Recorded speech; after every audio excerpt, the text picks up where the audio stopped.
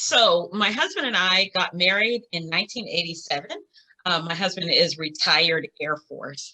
We moved overseas. We got married in May and moved overseas, I think in July, and spent the next 12 years living overseas. We knew that there were a lot of things in our background that we wanted to do differently when we started our family. And so in 1989, we welcomed our first daughter, Adrian, born in Portugal.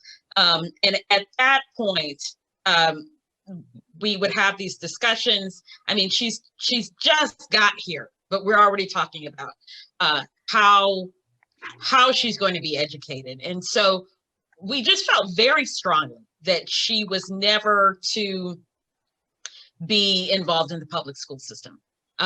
We wanted to see, both of us had been publicly educated, but we didn't feel that the public school system was an environment where her, of course, every new parent thinks that their baby is, special, unique, but we wanted to make sure that her unique gifts and talents would be cultivated. Yes. And so at the time, we didn't know anything about homeschooling. And so we moved a few months after she was born, we moved to Germany. And I was telling the story earlier, I was standing out in the hallway because I'm an introvert, and my husband was in the fellowship hall talking to everyone because he's an extrovert. And he comes running to me and he says, "You have got to meet this lady. She teaches her own children."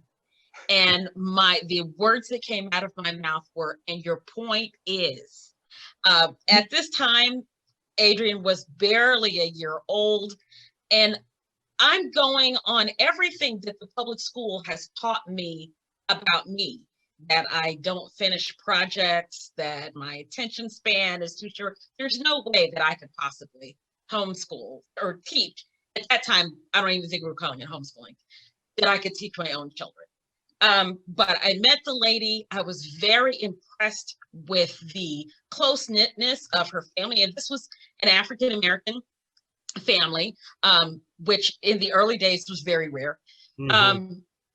So my second sign, I still wasn't completely convinced. My second sign happened where I was still in the hallway by myself in the chapel, and I was facing a bulletin board, and someone came up behind me, and we had this, as an introvert, we just really get into deep intellectual conversations. And I was having this deep intellectual conversation, and somehow or another, halfway through the conversation, I turned around and realized that I was talking to a 12-year-old young man. And I said, "Oh my goodness, who are you and who are your parents?"